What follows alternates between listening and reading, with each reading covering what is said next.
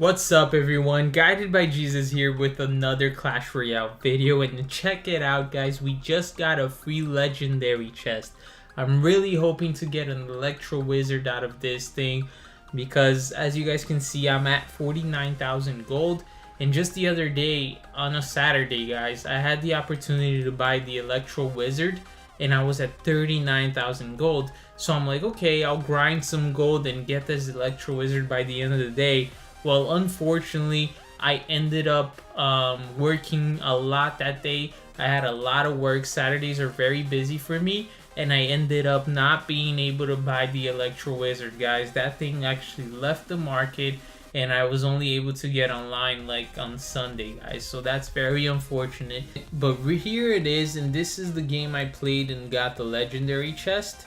So I am gonna open that legendary chest by the end of this video, guys. We'll go ahead and I'll record this video in two days, like 2 different days, because the legendary chest does take 1 day to open. And so I'm gonna go ahead and record this portion of the video, and then I'll record the rest tomorrow because I want to go ahead and show everything to you guys at once. I don't want to make you guys have to wait for another video in order to see what I get from this legendary chest. So this right here was the deck I was using on the game that I got the legendary chest. Over here I have more damage dealt to my opponent's tower. He barely touched my tower, and so I'm gonna wait it out here. Let's see what happens. He does use a goblin barrel. I don't have my log anymore, and so I countered that with minions. I'm gonna place my miner to tank for the minions.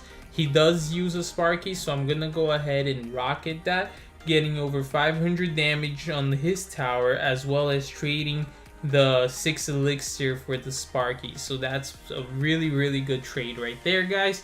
And I'm actually gonna show you guys a brand new deck on this video. It's gonna be a bowler freeze graveyard deck. So that's a really good deck, guys. It works in ladder really well, and I actually got it from one of the clanmates here on Swarm Esports.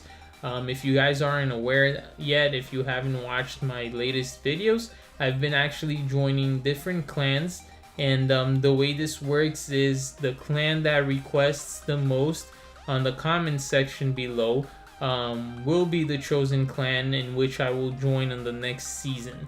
So at the moment I'm in a clan called Not Far From Gaming, and last week I was part of Swarm Esports, a very good clan, guys. I really liked the clan and enjoyed every minute inside the clan. So we have the opponent's tower here at 101 HP, so I'm gonna go ahead and go for the other tower already. Let's see what I'm gonna do here. I place a knight to tank for the wizard, use the rocket there to take out the wizard and the barbarians, so that was very valuable right there. All we have to do is defend for another 10 seconds here, guys. Place the knight here to tank, and we were able to clean everything up right there. So 3 seconds, and that's that, guys. That's game. This is sort of the same deck I featured in my last video. I believe there were only like 1 or 2 changes to it. So if you guys want to try that deck out, it's very good. And now without further ado, the deck that I wanted to show you guys on this video, guys. I'll be showing you 3 different replays for you guys to have an idea of how this deck actually works. So the very main thing I want to tell you guys is one thing that to me makes it so that this deck can be very powerful and strong is, for the most part, you're gonna be trying to counter attack. So my opponent gets a really nice push here on the left, catches me a little bit off guard, but I actually managed to defend pretty well considering he had a lumberjack and elite barbarians on an open lane, guys. So I now have a very strong push here of my own. He does use minion horde. Unfortunately, I don't have anything to take that out with. I don't want to freeze yet. It's too early into the game. I want to keep it as a surprise as well. And without even freezing, look at how much damage we did to his tower in one single push, guys. If you have something to tank and distract the archer towers, the graveyard can do a lot of damage if they don't use something to counter it, guys. So right here, I'm gonna be forced to freeze because I don't really have anything to take out those minions. And now with the help of my archers, the ice golem is gonna tank a little bit, slow them down a little bit, and he just wasted a lot of elixir. So we're really up in elixir at the moment. So I'm gonna go ahead and make a push for the left tower now, since his right tower is so low in HP. And guys, like I was saying, for the most part with this deck, you're gonna try to defend first. That's the optimal scenario. I mean, obviously sometimes you're gonna be forced to use elixir, otherwise you'd be just, you know, wasting it if you're at 10 elixir. But for the most part, if you do get the opportunity, try to defend first, so that way whatever troops of yours survive can go ahead and make it to the offense and start tanking for your graveyard. And you have to watch out and know when to freeze as well. You're not always gonna get value from your freeze. Keep in mind, freeze can be very strong if you do it at the right time, but it can also cost you a game because it does cost 4 elixir, guys. And so here he does use his minion horde once again. I opt to zap only because I'm gonna have to zap it anyway. I'm gonna end up having to zap that minion horde. I don't really have arrows or fireball or anything like that, and so if I zap the minion horde, by the time they make it to my side of the map, I could easily take them out with the archer tower or archers, guys. So that was game number 1 right there that I had to show you guys. As you guys can see, we did win by a good margin, and this is gonna be game number 2 right here. So my starting hand is archers, zap, ice golem, and graveyard. I don't like my hand that much, so I'm gonna go ahead and do a quick push here. Gonna try to catch him off guard here using the ice golem and graveyard. Ice golem is a great tank with the and goes really well with the graveyard because it forced my opponent there to spend 9 elixir, guys, and I just opted to hold on to my freeze, my zap, because it's way too early in the game. So as you can see, me and my opponent are tied in elixir, but we managed to do a lot more damage to his tower. And what I was saying about the ice golem being a great, you know, card to push with the graveyard is because it's a nice tank. It goes straight for the tower, guys, and it only costs 2 elixir. So it allows you to have enough elixir. Like, you use the ice golem, the graveyard, that's 7 elixir. By the time the ice golem makes it to the opponent's side, you already have another 4 elixir in your hand. So you're gonna be able to use the zap or the freeze, whatever, you know, fits better.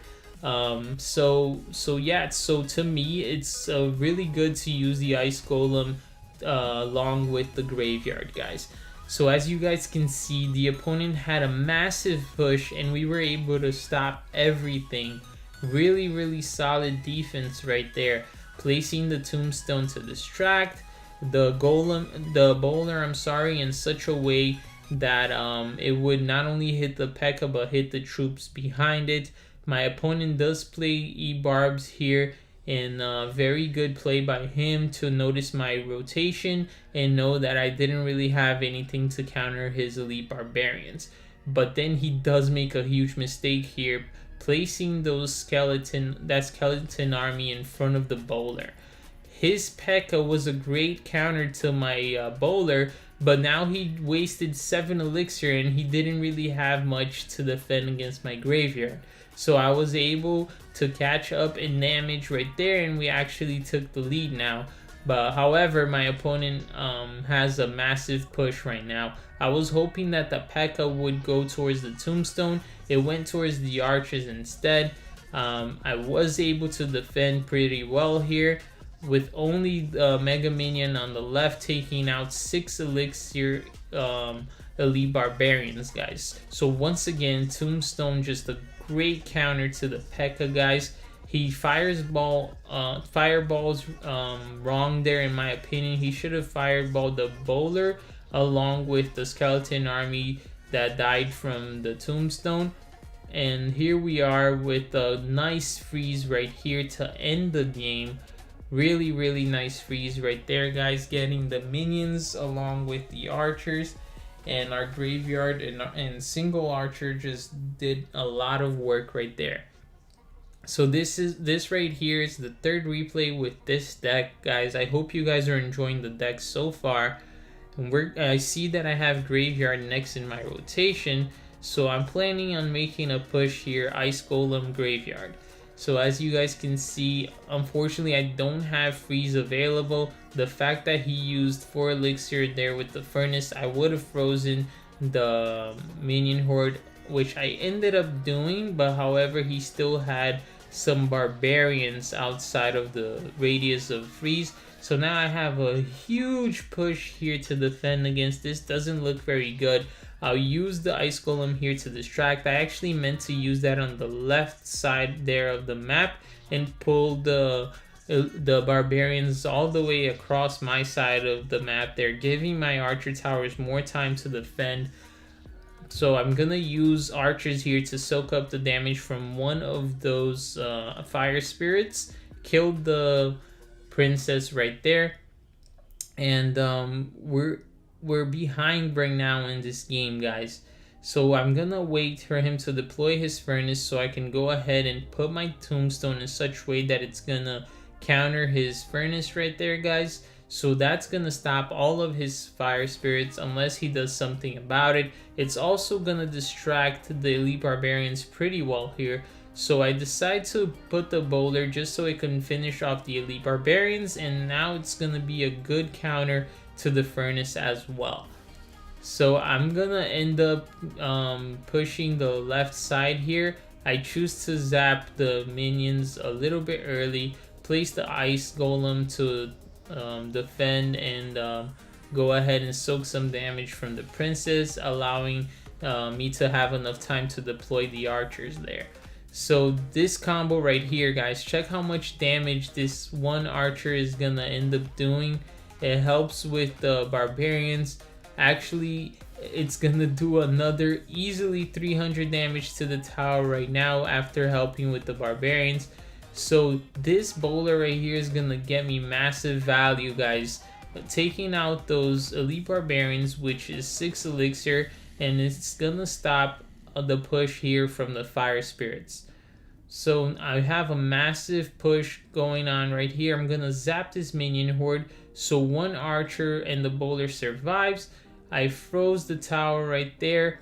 Unfortunately, the barbarians are very tanky, so my skeletons do have a lot of a hard time going through those level 12 barbarians, guys. So if you've noticed, I have gone against some level 10s, but the level on their cards, guys, are just way higher than the level of my cards. It's just really hard up here at over 4,000 trophies because as a free-to-play player that I am, you just encounter way too many people that end up jamming, which is okay. Like, I'm not complaining or anything, but it does become a lot harder. Like, I do not face a level 10 that has lower level cards than I do, so it does become a lot harder. So I'm just gonna allow those elite barbarians on the right side to push up. He's only done damage to my left tower, so I'm gonna freeze his minion horde there, and the zap along with the skeletons are gonna take that tower down. That is game right there, guys. I hope you guys enjoyed the way this deck plays. And right here, guys, I just want to take the time to thank Swarm Esports, guys. I was in this clan last week as part of the series, and I cannot be any more grateful, guys, to the way they treated me throughout my entire stay there. Amazing people, from the leader to the co-leaders, elders, members, all of them, just phenomenal people. Very competitive clan as well, guys. If you're looking for a competitive clan that gets those level 10 chests, people that are active, donate, and are very friendly, I definitely recommend you joining that clan. As of this week, I'm part of Not Far From Gaming. If you would like me to join your clan next week, make sure to leave the request, guys, on the comments section. The clan with the most requests is gonna be the clan which I'll join next week. So let's go ahead and open this legendary chest. Really hoping it's an Electro Wizard. Please give me Electro Wizard. Let's see what's it gonna be, guys. Here we go. We're gonna open it right now, and it's a Lumberjack. Man, I think that's probably one of my least favorite cards, least favorite legendaries in the game. It's just not being used all that much at the current meta, guys. It's just way too weak for Elixir, and it's just way too weak. I feel like there aren't many decks that it fits into, but we are going to be able to level it up to level 2. I was hoping to get a nice wizard, Inferno Dragon, Electro Wizard, or Sparky because I don't have any of those. But we are going to at least be able to get it to level 2. Maybe it'll actually see some playing time on my decks now that it will be level 2, guys. So let's see, maybe I'll bring you guys a Lumberjack deck in the future. So I hope you guys enjoyed the video. Once again, if you would like me to join your clan next week, make sure to leave the requests in the comment section below. And the winning clan, the chosen clan, will be the clan that has the most requests. So make sure to tell your friends and claimants as well to request. Thank you so much for watching. If you haven't already, please like the video because it really helps out the channel, guys. And make sure to subscribe for more.